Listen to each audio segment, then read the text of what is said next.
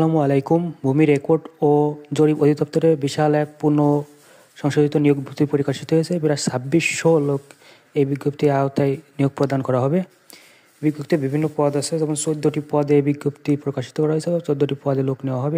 এর মধ্যে আছে শাটলি কাম কম্পিউটার অপারেটরের 5টি পদ, সার্ভেয়ারে 85টি পদ, ট্রাভার্স সার্ভেয়ারে 4টি, কম্পিউটারে 8টি, ড্রাইভারে 12টি, নাজির কাম ক্যাশিয়ারে 17টি, অফিস সহকারী কাম কম্পিউটার মুদ্রাক্ষরে 21টি, পেশকারে 378টি, রেকর্ড কিপারে 291টি, খারিজ সহকারীতে 474টি, দাসমোহরায় 422টি, কপিস্ট কাম বেঞ্চ সহকারীতে 480টি, অফিস সহায়কে 182টি এবং সেইনম্যানে 145টি। আবেদন ইতিমধ্যে শুরু হয়ে গেছে, অর্থাৎ 26শে নভেম্বর 2011 তারিখ 2024 খ্রিস্টাব্দে আবেদন শুরু হয়ে গেছে এবং আবেদন করার শেষ তারিখ হচ্ছে ডিসেম্বর মাসের 9 তারিখ, অর্থাৎ 9/12/2024 খ্রিস্টাব্দে আবেদন শেষ হবে। অর্থাৎ এই নিয়োগ বিজ্ঞপ্তিটা কিন্তু 23শে জুলাই 2024 তারিখে প্রকাশিত হয়েছিল এবং পুনরায় আবার সুযোগ দেওয়া hয়েছে।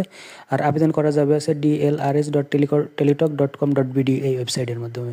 তো যারা করতে চান অবশ্যই তাড়াতাড়ি করে ফেলুন।